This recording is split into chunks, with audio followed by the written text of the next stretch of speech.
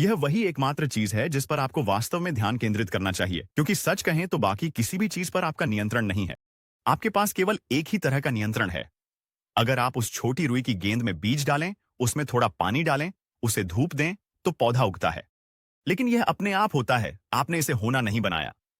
आपने बस सही परिस्थितियां एक साथ लाई हैं, और यही आपको अपने साथ भी करना है। अपने लिए वे परिस्थितियां तैयार करें जिनकी आपको जरूरत है, ताकि आप स्वाभाविक रूप से बढ़ने और खिलने लगें। इसीलिए जब जिंदगी ठीक नहीं चल रही हो या चीजें आपकी उम्मीद से तेज नहीं हो रही हो, तो मुझे नहीं लगता कि खुद पर गुस्सा या निराश होना वाकई में कोई मायने रखता है, क्योंकि किसी पर तभी गुस्सा या डांटना तर्क संगत है जब उसके पास नियंत्रण हो, और आपके पास वैसा नियंत्रण नहीं है। एक छोटा बीज इसलिए अंकुरित नहीं होता क्योंकि आप उसे डांटते हैं, उस पर चिल्लाते हैं या उसे ज्यादा जोर से धकेलते हैं। जब आप उसे सही माहौल देते हैं, तो वह अपने आप बिना किसी प्रयास के अंकुरित हो जाता है। एक लेखक के रूप में जब मेरे पास अच्छे विचार नहीं होते तो मैं हमेशा निराश हो जाता हूं, लेकिन फिर मैं खुद को याद दिलाता हूं कि अच्छे विचार आना मेरे नियंत्रण में नहीं है। जो मेरे नियंत्रण में है वह है अपना ऑफिस साफ रखना, ताजा कॉफी बनाना, पिछली रात जल्दी सोना, पढ़ना।